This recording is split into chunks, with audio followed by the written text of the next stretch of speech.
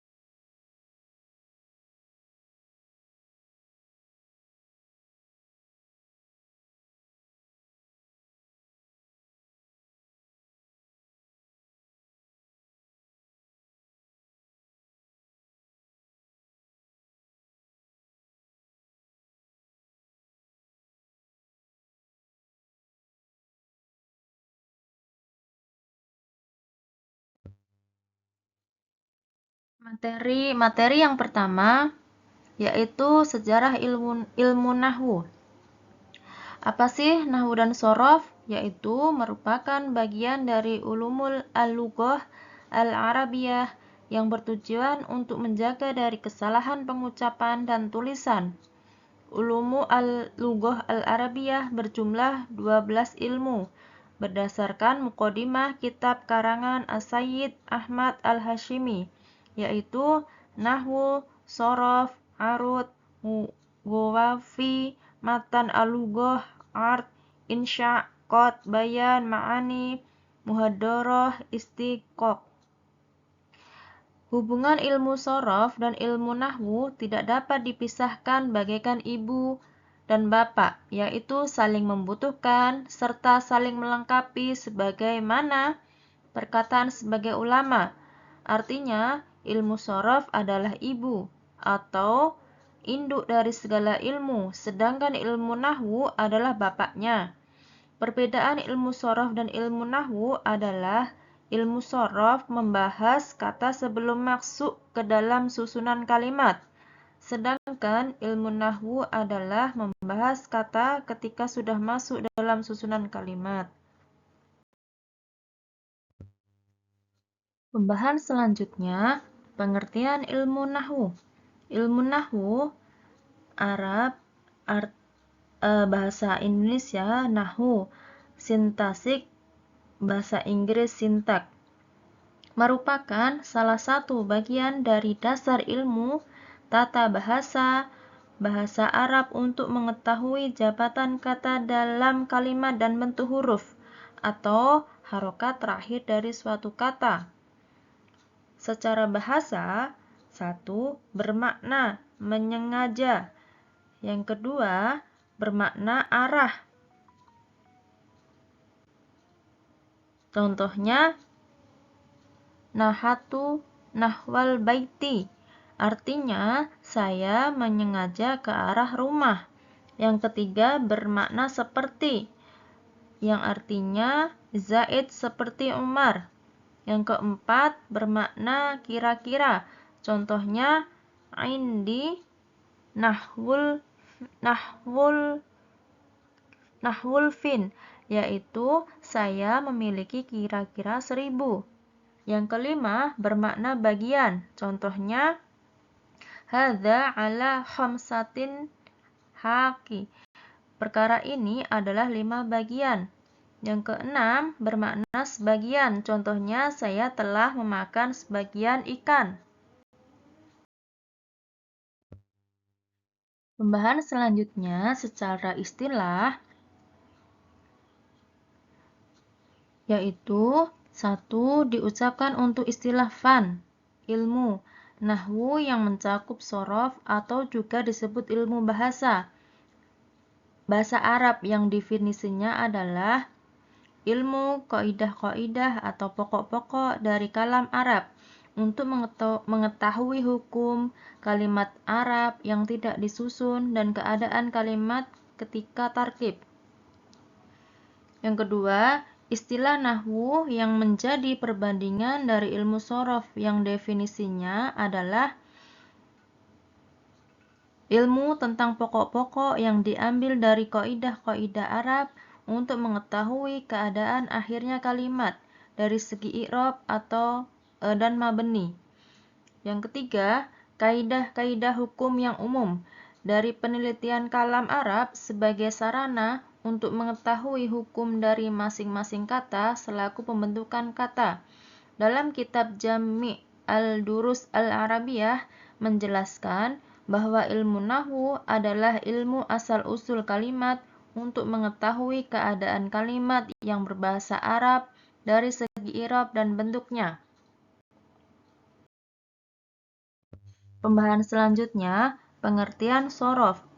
Shorof telah menjadi bagian dari ilmu linguistik Arab yang mempelajari tentang struktur kata dan perubahan-perubahan yang terjadi kepadanya.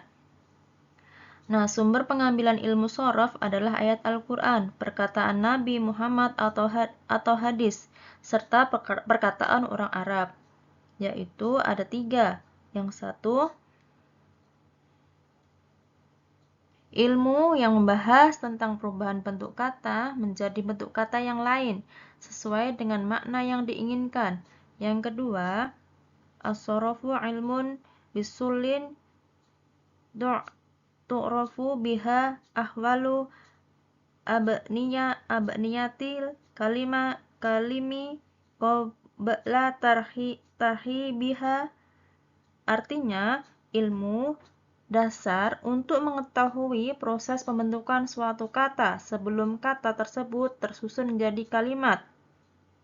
Yang terakhir atau yang ketiga, as-sarfu tahwilu asli wahidi ila amsilatin mukhtalifatin lami'ani maqsudatin. Artinya, perubahan bentuk kata dasar menjadi bentuk-bentuk lainnya karena menginginkan makna tertentu. Itulah istilah pengertian shorof.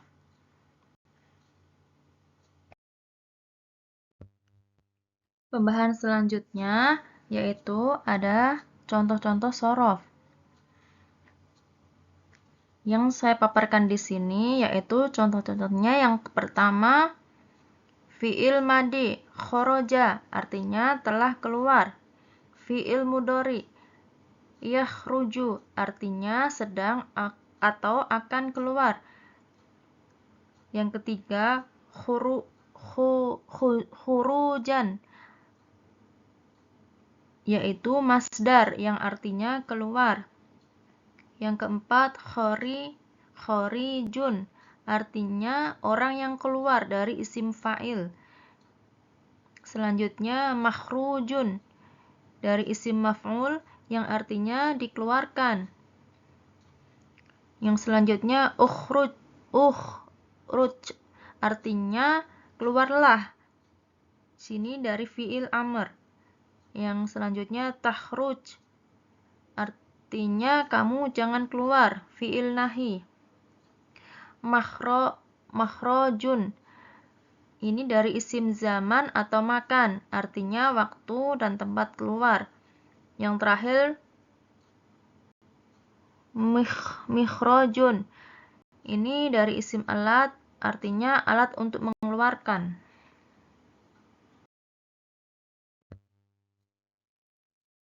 Nah, pembahasan yang terakhir, ada pengertian tasrif lugawi. Apa sih arti tasrif lugawi? Mengenal tasrif lugawi, yaitu dalam bahasa Arab, kata dia atau laki-laki berbuat, dan dia perempuan berbuat memiliki bentuk yang berbeda. Fi'il mabni atau fi'il mudhari yang sudah kita pelajari pada bab sebelumnya, semuanya adalah untuk kata ganti orang ketiga, tunggal laki-laki atau dia laki-laki.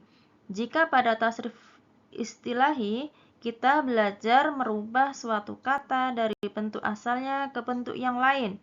Maka pada tasrif lugawi kita mempelajari perubahan setiap bentuk kata itu berdasarkan jenis dan jumlah subjek atau pelakunya. Di sini ada juga dijelaskan tentang wazan tasrif lugawi. Yang pertama, tasrif lugawi bentuk fi'il. Tasrif fi'il ini melingkupi fi'il mabni, fi'il mudhari, fi'il amr, fi'il nahi. Tasrif lugawi bentuk fi'il berubah berdasarkan perbedaan isim domir. Dari sampai artinya setiap kata ganti akan memiliki wazan fi'il yang spesifik. Secara makna, kata yang perintah dan kata larangan hanya berlaku untuk kata ganti orang kedua, yaitu anta, antun, antuha, antum. Yang kedua, tasrif lugawi bentuk isim. Tasrif isim ini melingkupi isim fa'il dan isim maf'ul. Adapun isim masdar karena bentuknya adalah sama'i, maka kami tidak menjelaskan tasrif lugawinya. Wazan tasrif isim berjumlah 6 wazan. Setiap wazan ada 6 wazan. Isim ini bisa digunakan untuk lebih dari satu isim domir dengan syarat isim domir tersebut sesuai jumlah dan jenisnya. Contohnya isim fa'il untuk kata bun. Ini adalah wazan untuk mufrad mudzakkar. Di sini juga dijelaskan tasrif lugawi lengkap terbagi menjadi 3 jenis, yaitu tasrif fi'il mudhari. Fi'il mudhari merupakan arti pada diri sendiri beserta waktu atau zaman yang sedang dan akan terjadi. Misalnya zai'u, yajtahidu, yata'alamu. Nah, di sini ada karakteristiknya dan ciri-ciri khusus tasrif fi'il mudhari. Yang pertama, nun untuk kata ganti orang pertama jamak. Yang kedua, hamzah untuk kata ganti orang pertama tunggal. Yang ketiga, ta kata ganti orang kedua laki-laki perempuan baik tunggal, tasniyah, jamak, dan kata ganti orang ketiga perempuan tunggal dan tasniyah. Yang terakhir, ya untuk kata ganti orang ketiga laki-laki baik tunggal, tasniyah maupun jamak, dan kata ganti orang ketiga perempuan dalam bentuk jamak. Seperti contoh tabel di samping. Saya memberi contoh kata duduk, yaitu untuk ana, ajlisu untuk anta, tajlisu untuk anti, tajlisina untuk huwa, yajlisu untuk hiya, tajlisu untuk nahnu, najlisu. Kira-kira seperti contohnya, seperti di tabel. Di sini juga dijelaskan ada tasrif fi'il madi. Tasrif fi'il madi adalah perubahan fi'il madi berubah secara lugawi atau bahasa dan ada kalanya secara istilah makna, yaitu seperti contoh di bawah ini. Dari kata nasoro untuk fi'il madi, dia satu laki-laki menolong, artinya menolong. Nasoro artinya dia dua laki-laki menolong. Yang selanjutnya nasoru artinya dia 3 laki-laki atau lebih. Jamak di sini menjelaskan. Artinya menolong. Nasorot untuk dia perempuan, untuk dia satu perempuan. Nasorota dia 2 perempuan. Nasorna dia untuk 3 perempuan atau lebih. Seperti itu kira-kira penjelasannya, dan selanjutnya seperti yang kata terakhir, nasorna kita menolong. Di sini juga dijelaskan tasrif fi'il amr. Secara bahasa, fi'il amr berarti kata kerja perintah atau permohonan. Fi'il amr bersifat mabni, yang berarti harokatnya tetap dan tidak berubah selamanya. Atau adapun perubahan tasrif fi'il amr yaitu seperti kata tabel di bawah ini. Untuk kata huwa huma hum, hiya huma hunna, anta antuna, antuma antum, anti antuma antunna. Liya khofa, liya khofu,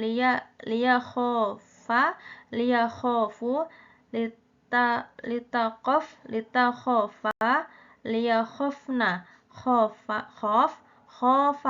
khofu, khofi, khofa, khofna. Seperti itu kira-kira contohnya. Kira-kira penjelasan pemaparan materi dari kami kelompok 1 seperti tadi.